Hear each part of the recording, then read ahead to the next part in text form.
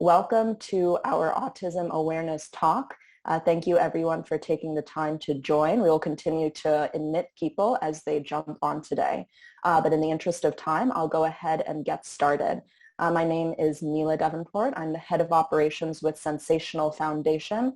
And I'm joined here today by our neurodiversity consultant, Dayna Lim.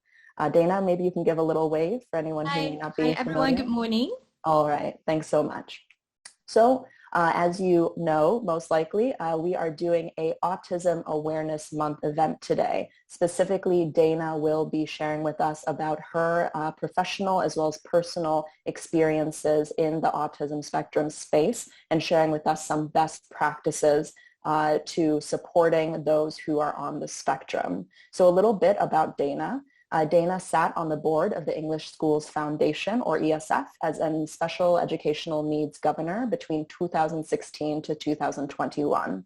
And during her terms, Dayna was involved in not only overseeing the integrated education curricula and the approval of ordinances and budgets for ESF, but she was also active in external SEN activities, including being the advisor and committee member for Fu Hong Society, which is a local nonprofit founded more than 30 years ago that provides services to the local autism community.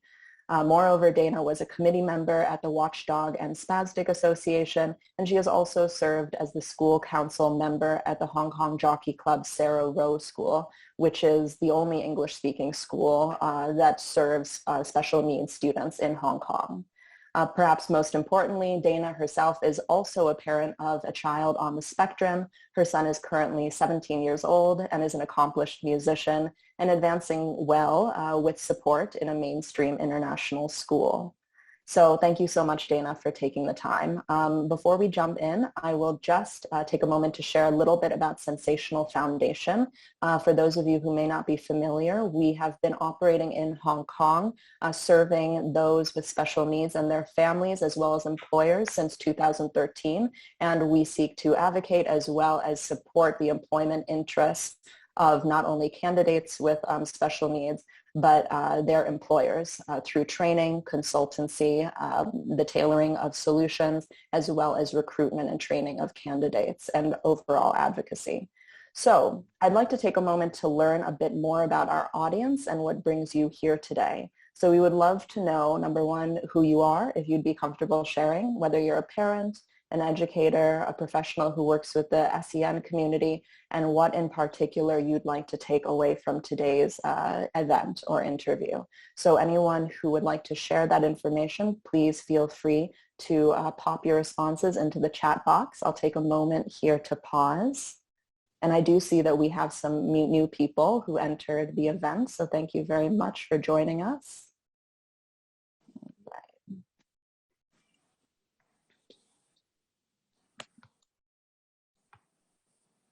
Okay, so maybe we'll just move on a little bit and then give people some time to add in their thoughts to the chat when they're ready. So Dayna, thank you for coming to speak with us today. There are many questions and there's a lot of ground to cover, but just to let everyone know, as well as Dayna, we will have time for a Q&A at the end. So why don't we just dive in with some of the basics. First, Dayna, I'd like us to maybe cover a little bit what is autism or what is the spectrum as a start for those of us, including myself, who may not be too familiar. Hi everyone again. My honor today to be sharing my experiences and the knowledge that I have about autism, and it's my pleasure for sure. And thank you, Mila, for the introduction. And also my honor to be part of SENsational Foundation, who has given me even more opportunity to be able to deliver my knowledge to help more disabled people in the Hong Kong community. Yeah, about autism. Now, autism spectrum disorder, also known as ASD in short, it is a developmental disability caused by differences in the brain.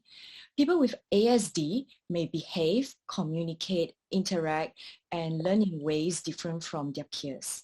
The spectrum is actually really wide. And example, some may have very advanced communication, conversational skill, whereas others may even be nonverbal. So ASD are usually diagnosed below the age of 3. and symptoms may improve over time as they develop and progress. Adolescents and young adults on the spectrum may have difficulties developing and maintaining friendships, communicating with their peers and even some adults, or understand what behaviors are expected in school for them. And of course, this also would apply when they go on the job, the expected behavior from the workforce. So a big handful of them might also suffer from conditions such as anxiety, depression, and attention deficit hyperactivity disorder is also very common and with people from on the ASD spectrum. Thank you, Dayna. So you mentioned that, you know, there's a really broad range of abilities and capabilities, as well as, you know, personality types amongst those who are on the spectrum. Can you tell us a little bit about how many individuals may be on the spectrum using the data that we have available, and specifically about Hong Kong? Mm. Okay, yes, of course. But the thing is, because most of the statistics and numbers done are usually conducted by CDC in the USA. And in Asia, there are many small research that has some numbers, but it's not really up to date. And for now, according to the latest CDC report, about 1 in every 44 children has been identified with autism, including those undiagnosed. So there are about 25 registered autistic children in Hong Kong, but this number is actually not updated since 2006. So yeah, I do have some reservation about the reliability of this number, because we don't really have a specific agenda in Hong Kong to go after this number. But it is also a common knowledge that the number has definitely been increasing in Hong Kong, and is quite easy to notice that, because provisions of services and subsidies and needs are also, and diagnosis has been on the rise for all these years. Yeah, and approximately there's about 1 boy to every 4 girls that's affected. So a big pool of ASD children, individuals are mainly boys, I would say. And as you mentioned earlier, I also have a child on the spectrum. So it is really because of him that I dive into the world of autism.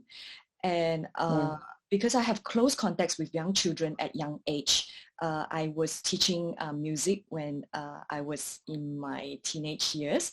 So I don't think it's difficult for me to pick up this delay developmental milestone of my child back then.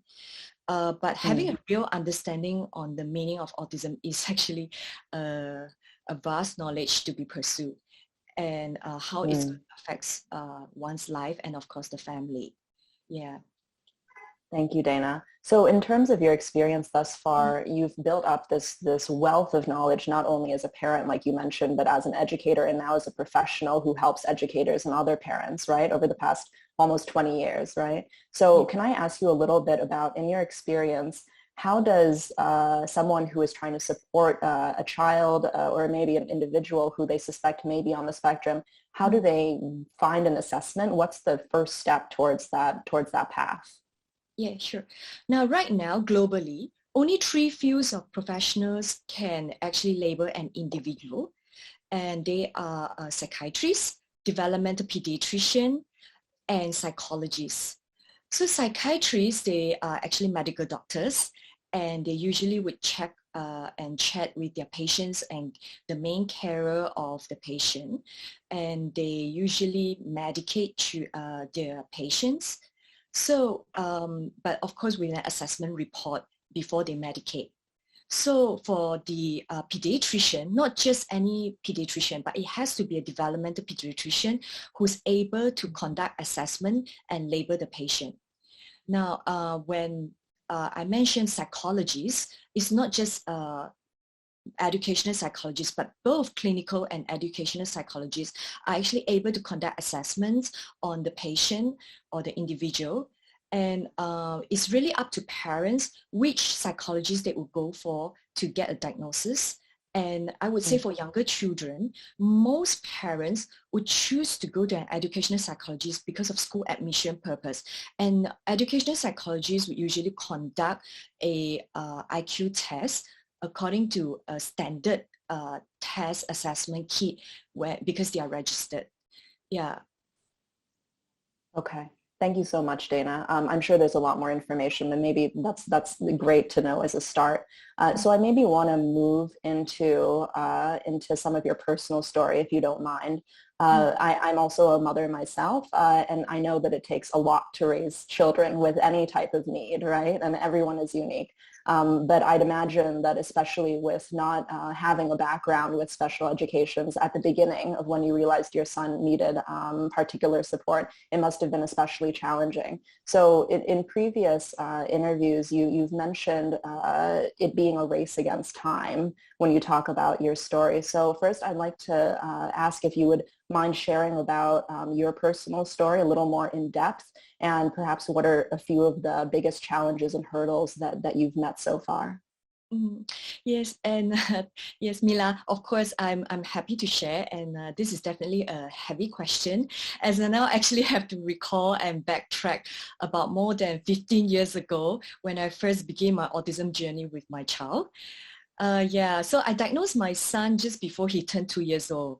And his kind of autism is actually known as regressive autism because he was developing typically, but suddenly he started to lose his speech and social skill ability. And this was because due to a hospitalization trauma. And after this trauma episode, I literally would say I lost my son. So in a way, it wasn't too hard for me to suspect if I do need to bring him in for a diagnosis, because it actually happened quite sudden in that sense because of that trauma. And afterwards, I found out that this regressive autism is actually quite common, and a big pool of autism and labeling actually comes from this form of autism. And yeah, so basically my boy becomes a completely different boy as he lost most of his speech and play skill after the hospitalization trauma. So he was suffering from a gastrointestinal disease issue, and he was hospitalized, and it was difficult to get an IV on the child. So a few nurses have to gently pin him down and waiting for the doctors to perform an IV on him. And he was really crying, fighting, and I guess that's where the fear trauma comes about. So, and this happened twice because it was quite a serious illness. So after the episodes of this twice hospitalization, after he recovered, when he came home, I remember he started losing interest in what he was really enjoying, like going high on the swing. He started trembling and losing his skill, and it seems like he has to pick up things again, but at a much slower pace. And he was tiptoeing, not speaking anymore, not verbalizing what he was doing. Yeah, and you also mentioned about the challenges and hurdles that I face. Definitely, I think I would speak on behalf of parents who have child on the spectrum. It's an ongoing marathon and ongoing challenges that we would have to face at different stage of their progress and development and growth. But as a newly diagnosed parent, if I were to backtrack, I think the very first challenge that I would have to handle and face is, for myself personally, I would strategize it as I would need to decide and understand what autism is about for sure before I can actually tackle the issue itself. So I actually embraced it and try my best to intervene right away because of, you know, like what you mentioned, the kids is actually really racing against time and you can never turn the clock back.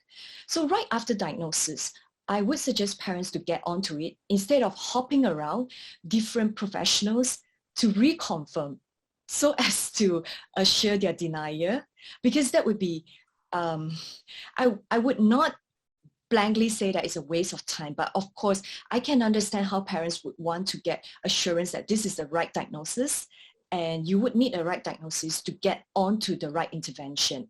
But going around 4 to 5 labeling, that would really be very costly, especially nowadays. Doing 4 full diagnosis report is actually a big cost, and I don't think insurance and there would be subsidy on this as well. So it's a very, it's a private cost that the parents will have to um, uh, spend on it. And I'd rather parents spend that on intervene, because it's a long process down the road. A lot of trainings and interventions that parents would have to splurge and spend to get the child skills moving. So yeah, this is one of the hurdle, is to understand. And so then the first thing I think a lot of parents overlook is actually the language to choose that you want to use as the main form of communication with your child. Because every geographical dynamics is different.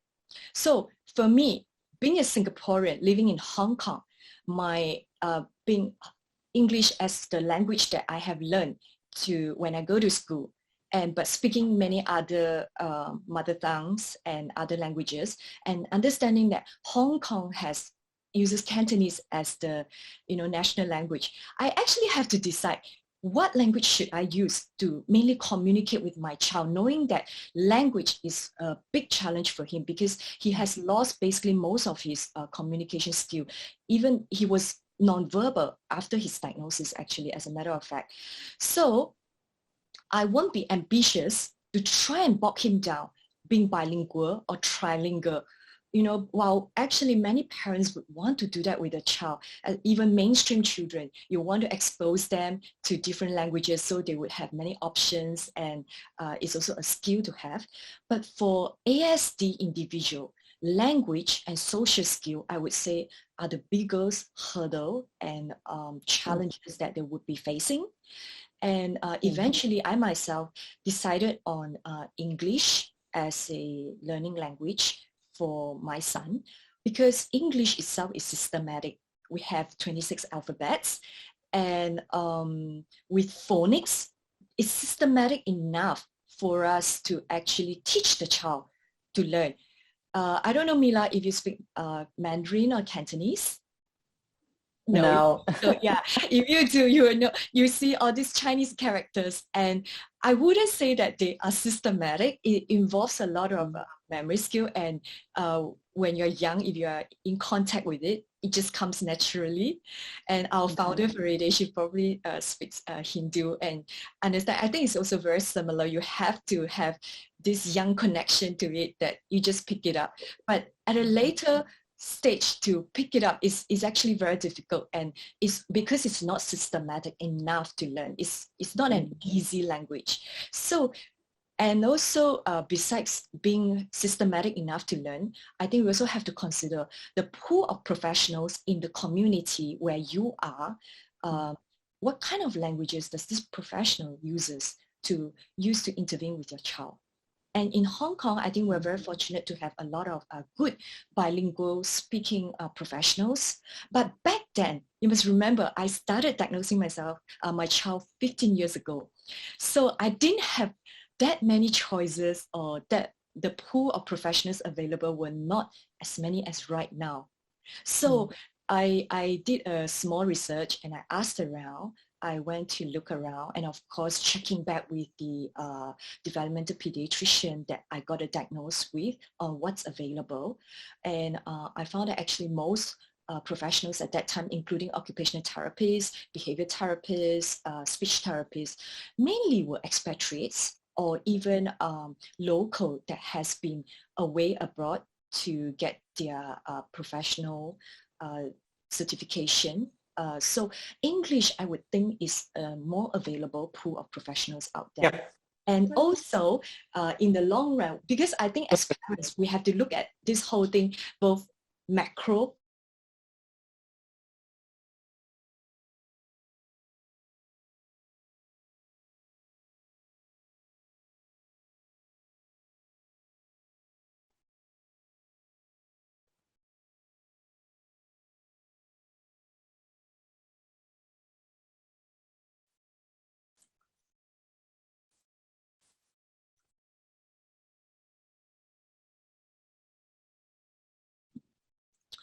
if you would be relocating, which country, what language would the country be using?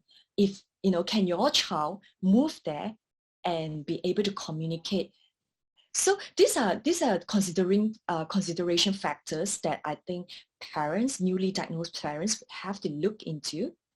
And so for myself, I think the family, the caretaker, myself, and professionals available, and eventually where we are going, English makes the most sense.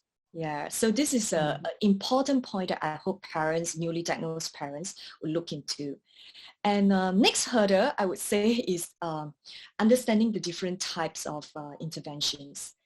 At my time of intervention for my child, there's already quite a big pool, but right now there's even more because over time, revolution and evolution, there's also a lot of refine of different kinds of interventions and therapy. So there's so many differences out there, and some can be very fine, like, should I go for play therapy or social skill therapy? And there's really no right and wrong answer what's most suitable.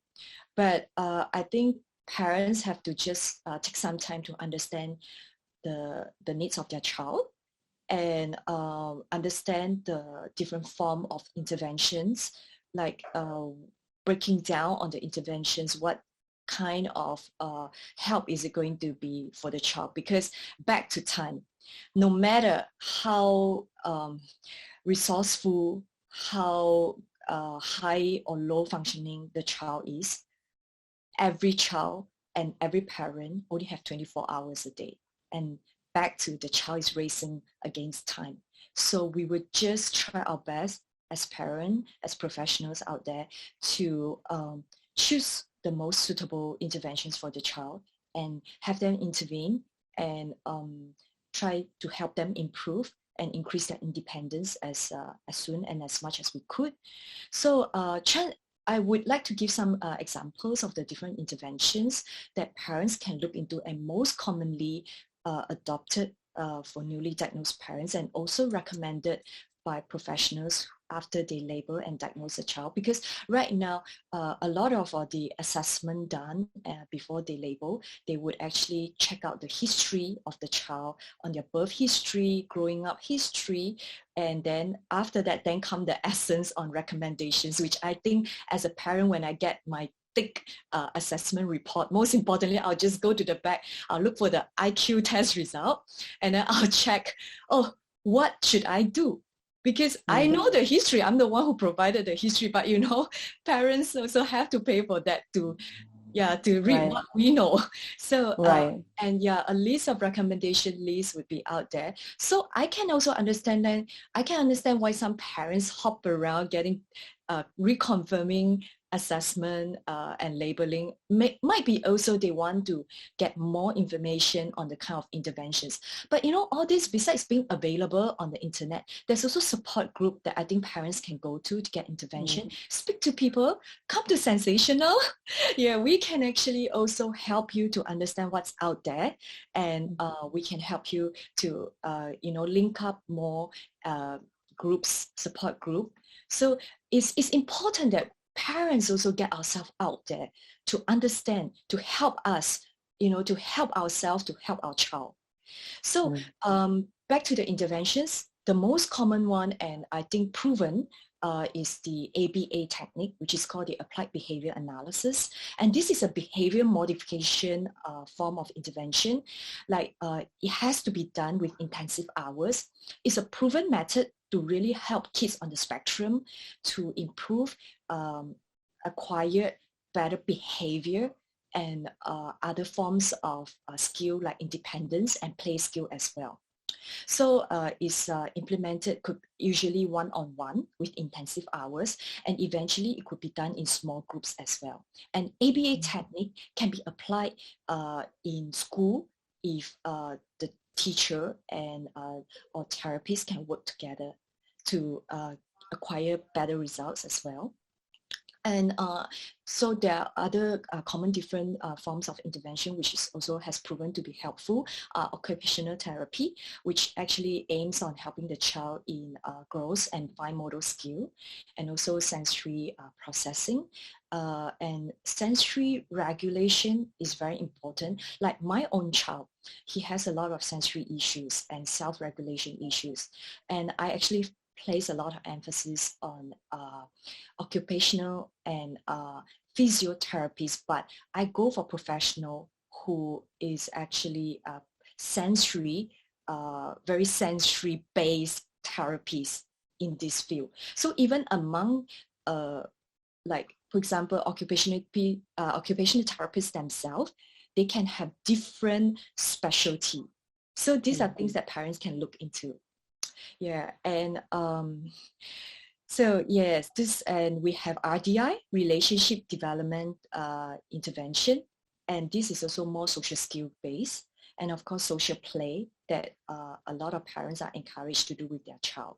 So the list go on, and it's important to go and search what's out there again, and basing on your understanding, speaking to professionals, and then decide what's suitable for your child. And remember, it doesn't mean once you started an intervention, you have to do it for a long time, but you do have to commit to it for a certain period to see results. But remember, every child, just like any typical child and individuals, they grow, they develop and progress. And as they develop, they would need different needs and different kind of intervention.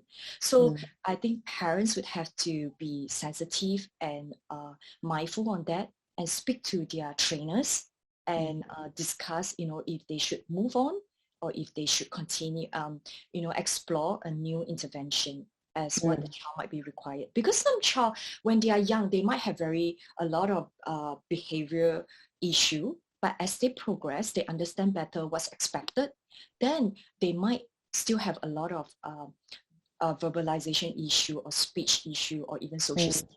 It's at that time where parents might have to start exploring other forms of intervention and placing different hours, different time of needs. Yeah. So yeah, and back to hurdles, I think basically for a child on the spectrum, there are three main hurdles that I would look at. And one of them is, of course, after the assessment and labeling, where, what kind of intensive intervention, as I mentioned. Then next comes schooling. Schooling is also a big issue as a parent myself that I was searching for. And I think I'm very lucky, my child is very lucky. We got admitted to a very good international school in Hong Kong. And not just is a good school, they have very good support, very good teachers with special needs knowledge. And I have to again mention my heartfelt thanks to our founder. And this is also how we got linked up. Our founder, Faride, she was actually teaching my child. And she is a very experienced special needs. She was a very experienced needs teacher. Of course, she still is, but her direction has gone into helping a bigger community and group right now. And if not for her help, I think we wouldn't have more opportunity now for my child to be developing so well in the mainstream, because she opened her arms welcoming special needs children. And this is also a call I like to make to the community out there for educators to have an open mind and come and have a chat with our founder, Faride. I'm sure she has so much skill and information to share, how opening up your arms and applying your skill in a mainstream class setting, that you can actually help so many families with kids on the spectrum to flourish and learn, and also at the same time helping the mainstream children to accept and understand that their special friends are actually part of the community, and they also learn a skill at the same time to communicate with these special children and individuals. So it's a win-win situation. And I think our founder has done a great job on this. And thank you again, Faride. Yeah. So Thank you. yeah. So this schooling is is an issue that I think still bogging down a lot of parents in Hong Kong. And I'm sure that it has improved over the years, and it would still be improving. And because a lot of children on the spectrum, because the spectrum is so wide, we can go from nonverbal to very conversational, able child, as I mentioned, with different forms of skills and behavioral needs and sensory needs, self-regulation needs. So the support that schools can have could be very limited if the educators themselves are not trained to do so, as much as they like to help. So right now the awareness has been increased, but still there's a long way to go. And this is also part of what I think SENsational is also trying to help to get more opportunity for individuals to get more education in the mainstream. Yeah, so I think parents can try to, during the training at younger years, also be mindful that kids needs to be trained for school. So when they go for interview, yeah, they can overcome this interviewing issues and be accepted and have a chance for better education.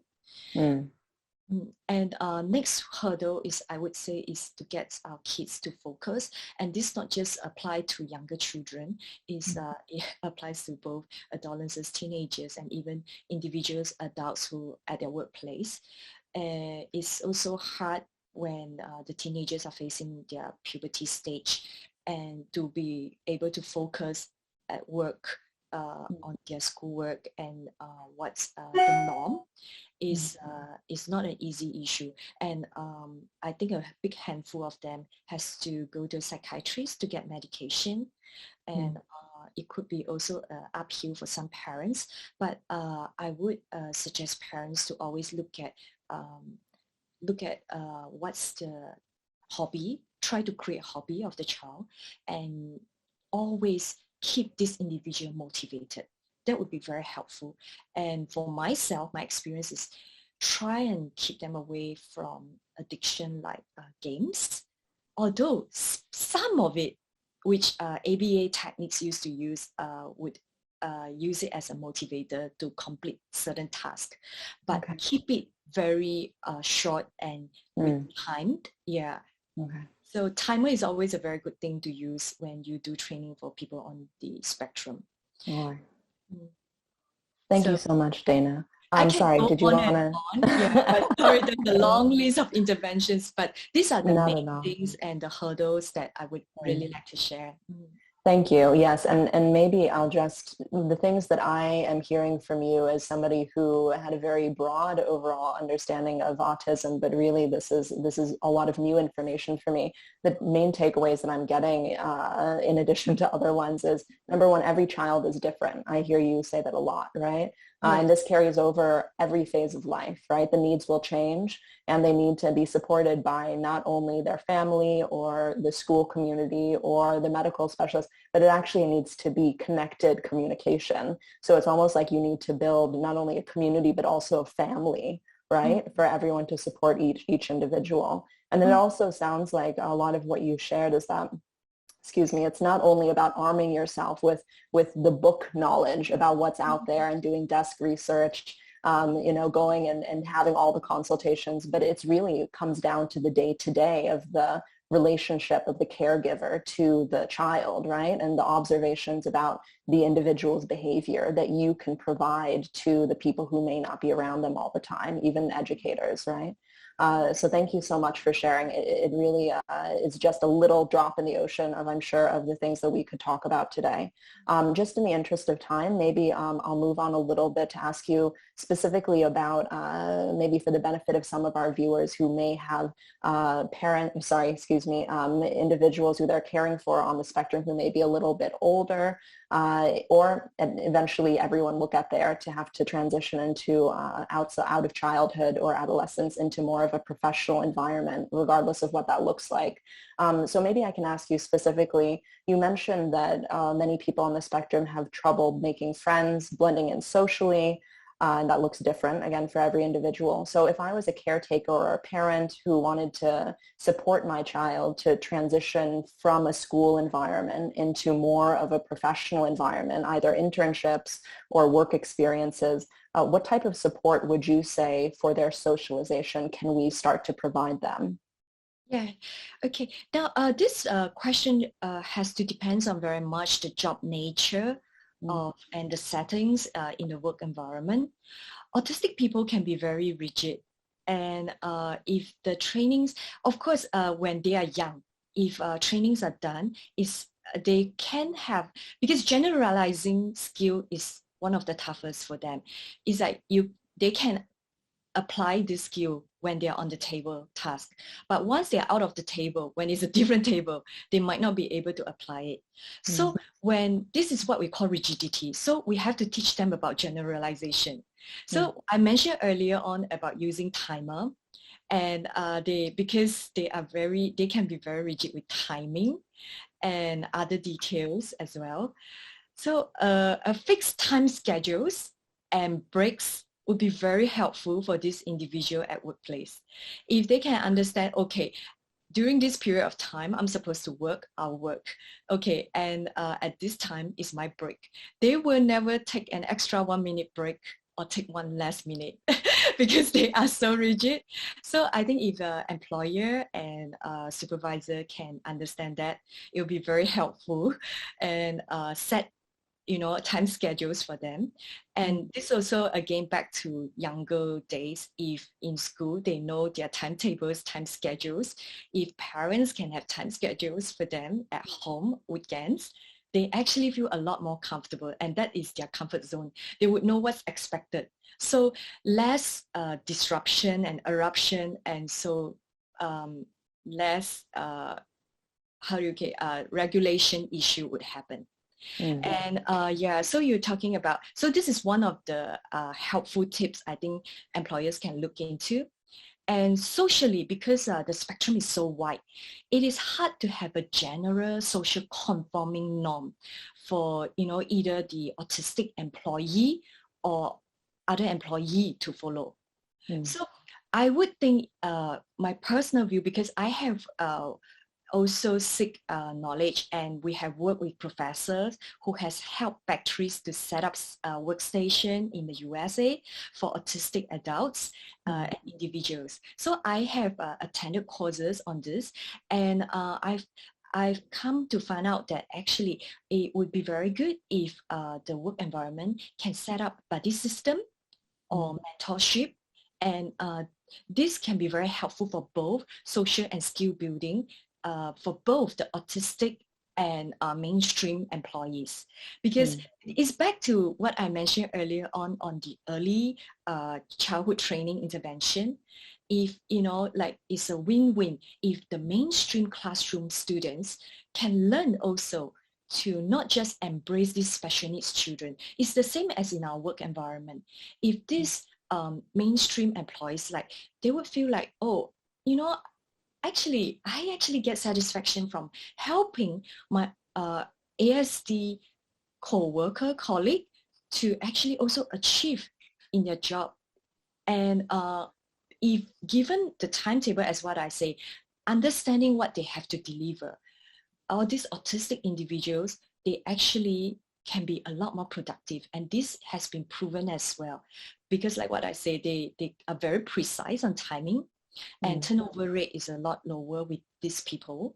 So yeah, if given this employee, mainstream employee has this buddy, is in this mentorship or buddy system, I think it's also a good social um, boost of confidence in what they can do besides their work. And I would believe that it makes the work environment a lot more interesting as well.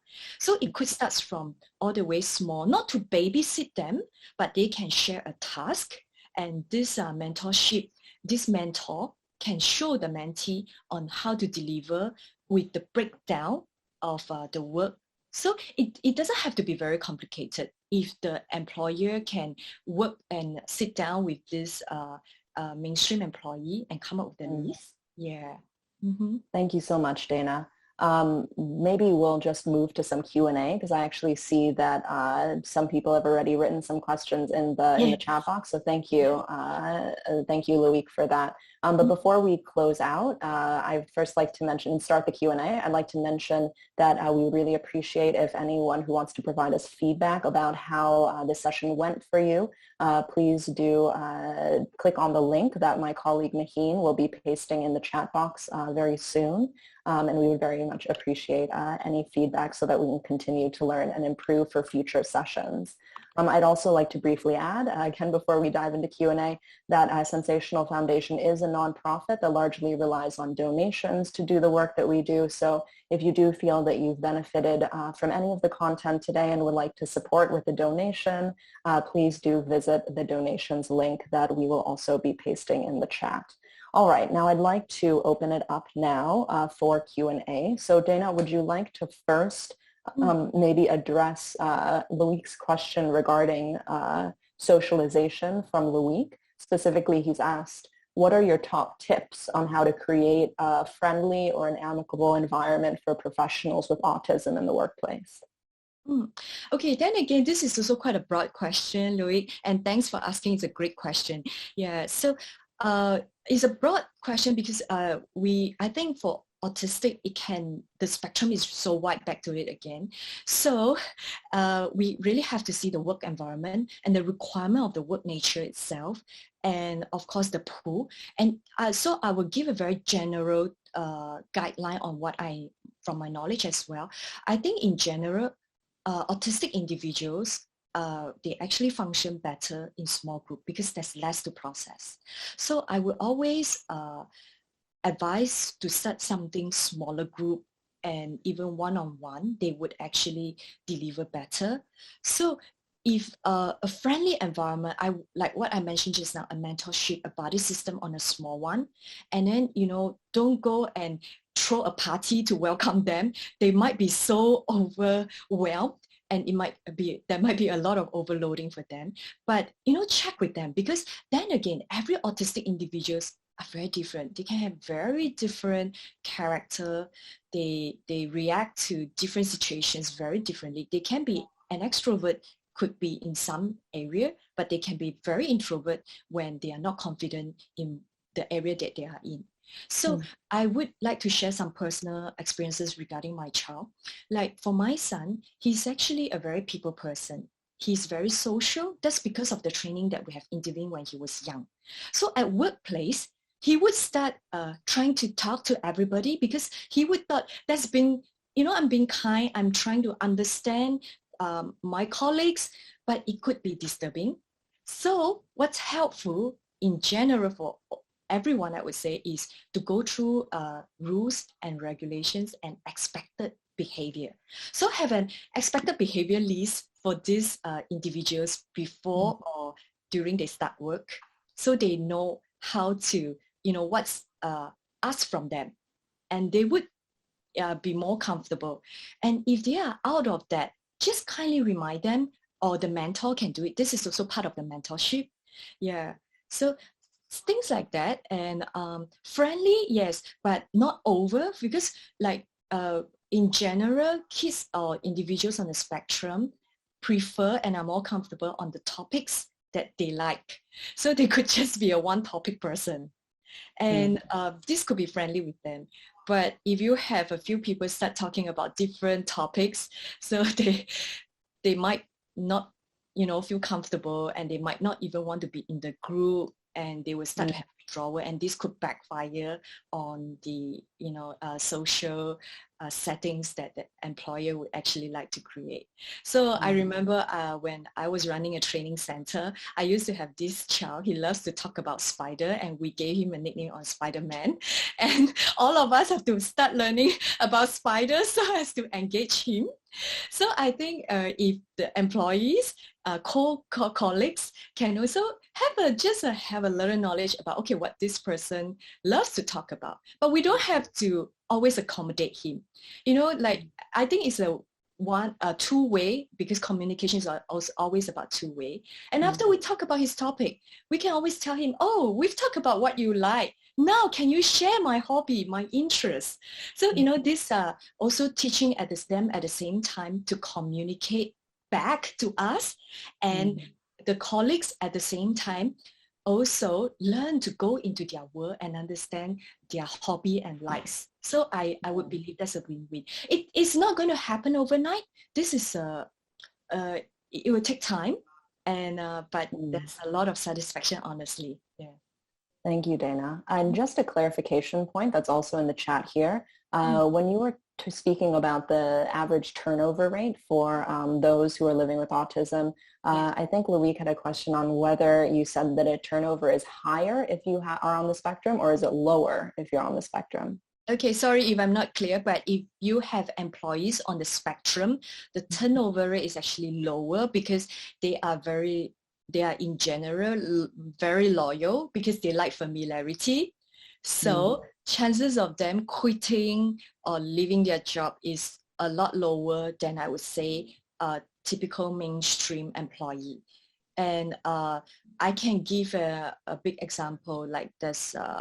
I think General Motors, they do have some employees, because this professor that I have learned that we have actually invited to schools to give some talks and seminars, and he was one of the person who was actually involved in this setup to help different companies and factories to find placement for people on the spectrum. And they found that the turnover rate is so much lower after they have actually employed these people, because once they get into familiarity and they, like what I say, if back to the timing, if they know that they have to sit there and produce their work, they will not leave. And even if they really do need to take a toilet break, they would really go on the very last urgency and check with their supervisor if they know that's required from them. Yeah. Okay. Thank you, Dayna. I think we have a question from one of our participants who's sharing that his son is maybe perhaps around the same age as your son, Dayna. So I thought maybe you can share a little bit of your thoughts. He'll be going to university soon. And because this is the first time living away from his parents, I think the participant would like to know, how do we support this individual to face up to the challenge of living on his own? I'm sure this is something that you've considered for many years now.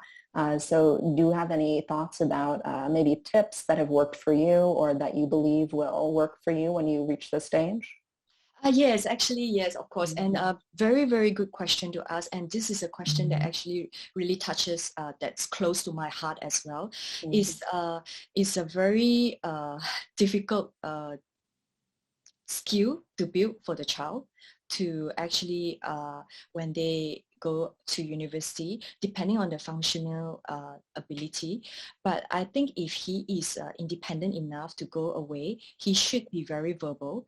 And I myself as a parent, I think the first thing I would look out and I'll be most conscious and worried about is bully. So I hope it's not common, but it's still happening. And as a parent, we have to be mindful. It's definitely a lot of situations we can't prevent, but we have to help our child to build skills to protect themselves and also to voice out. And so it's important to have a close bond with your child before he or she actually goes to boarding school or university. And so that he knows he will always have a support and a backup, whatever problems or issues or situation that he is in, and talk to him about mindset. I think a healthy and positive mindset is very important. And this is one of the my proudest moment is, I think as a parent, I've raised my child to actually have a very optimistic and positive mindset in all kinds of situations that he's in.